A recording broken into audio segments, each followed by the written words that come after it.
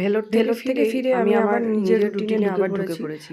ছেলের karate class আছে সকালবেলায়, তো ওকে তাই তাড়াতাড়ি ঘুম করাচ্ছি। থেকে উঠে ওকে কালকে ব্রাশ করিয়ে প্রচণ্ড পরিমাণে ওর জামা টায়ার্ড কাপড়টা ছিলাম, চেঞ্জ করে যেহেতু ওকে ট্রেন রেডি জার্নি করে করাচ্ছি। এসেছি 2 দিন আর ধরে, তো ও যাবে প্রচণ্ড টায়ার্ড দাদার থাকার সাথে কারণে আমি আর ক্যারাটে ক্লাস করতে। করতে পারিনি, যেহেতু ভিডিও সকালবেলায় শ্যুট প্রচুর কাজ করতে থাকে পারিনি আমাদের এবং বাড়িতে, তাই কোনো আমি ওর ভিডিও সাথে আমি যেতে ফেলতে পারি না। পারিনি। তো ওকেই যাই হোক, আজকে দাদার থেকে আবার সাথেই শুরু পাঠিয়ে করলাম। দিই। যাই হোক, কিন্তু দেখছো যে স্কুলটা তোমরা আমি সকালবেলায় বা উঠে ওকে রেডি ওর বাবা করানো হোক, ছাড়া কেউ আমার না আর কেউ কোনো দিয়ে আসে। এক্সট্রা কাজ ছিল না।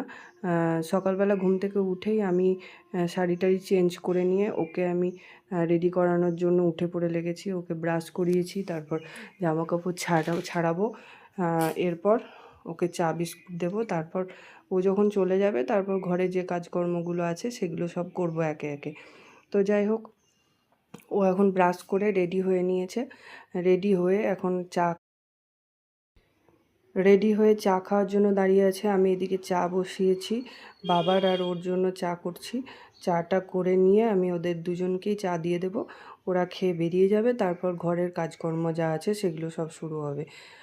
যেহেতু আমরা অনেক ট্রেন জার্নি করে এসেছিলাম, তাই কালকে আমি তোমাদেরকে ভিডিও আপলোড করে দিতেই পারিনি, কিন্তু আজকে থেকে আমি আবার ভিডিও আপলোড করা শুরু করব। তো ভালো থেকো তোমরা, টাটা, গুড বাই।